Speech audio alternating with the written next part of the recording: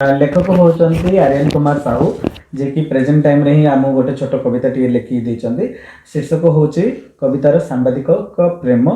चलंतु पढ़ी सुनाइबा दुई लाइन। मु खरा वर्षा शीत सहुथुवा मु खरा वर्षा शीत सहुथुवा ग्राउंड जीरो प्रेमिक सांबादिक टीए।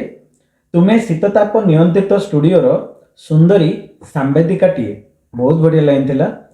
तुमे मो प्रेमर मुख्य खबर ही मो जीवनर सबू प्राइम टाइम कहूच आउ मते खोला कथारे कहिदियो केवल 9टा बुलेट ट्रेन रे ना प्रतिदिन भल पाउच। बाबा बहुत बढ़िया लाइन। प्रतिदिन सकाळे अच्छा न्यूज सुने मात्रे आपण सेमिति बहुत बढ़िया लाइन कहले।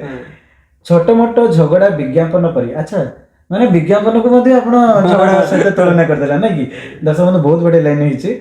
छोट मोट झगड़ा विज्ञापन परी आसुथिबो जाउथिबो आम जीवन रे किंतु मु सबुदिन तुमको लाइव देखी फोकस रखिथिबा तुम नयन रे। अरे वाह बहुत बढ़िया। क्राइम फाइल परी मु तुमको सप्ताह को थरे देखा करिबी नाही।